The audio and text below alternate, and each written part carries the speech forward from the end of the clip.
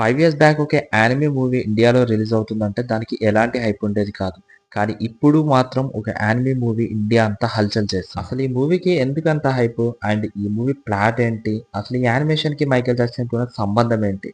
నేను ఈ వీడియోలో సింపుల్‌గా ఎక్స్‌ప్లెయిన్ చేయడానికి ట్రై చేస్తాను. ఈ యానిమే జపాన్‌లో 1910లో స్టార్ట్ అవుతుంది. ఇక్కడ తాంజారో అని చెప్పి ఒక మెయిన్ క్యారెక్టర్ ఫ్యామిలీ చాలా ప్రశాంతంగా బతుకుతుంటారు. సడెన్‌గా ఒకరోజు ఒక డీమన్ వచ్చి తన ఫ్యామిలీని అంతా చంపేస్తుంది. తన ఫ్యామిలీలో తాంజారోతో పాటు తన చెల్లి మాత్రమే మిగిలి ఉంటుంది. మెల్లమెల్లగా తన చెల్లి కూడా స్లోగా డీమన్‌లా మారిపోతుంది. తనని కాపాడడం కోసం తాంజారో స్క్వాడ్ ఫైటింగ్ నేర్చుకుంటాడు. ఈ ఓల్డ్ డీమన్స్ ఉంటారు అండ్ వాళ్ళని చంపడానికి కొంతమంది స్క్వాడ్ మెన్స్ ఉంటారు. వాళ్ళనే హషిరాస్ అంటారు. వీళ్ళలో ఒక్కొక్కరికి ఒక్కొక్క స్టైల్ ఉంటుంది. And fighting scenes and animation quality అయితే మాత్రం తోపుంటుంది. అండ్ ఇందులో మెయిన్ విలన్ క్యారెక్టర్ బాగా డిజైన్ చేశారు. ఇందులోని డీమన్ కింగ్ అయిన ముజాయిన్ ఉంటాడు. అతనే మెయిన్ విలన్. చూడడానికి సేమ్ మైకేల్ జాక్సన్ లా ఉంటాడు. వీళ్ళందరితో పాటు యానిమేలో ఇంకొక ఇంపార్టెంట్ థింగ్ ఇన్ఫినిటీ క్యాసిల్. ఇది వేరే డైమెన్షన్ లో ఉంటుంది. ఇక్కడ గ్రావిటీ కూడా వేరే లెవెల్ వర్క్ అవుతుంది.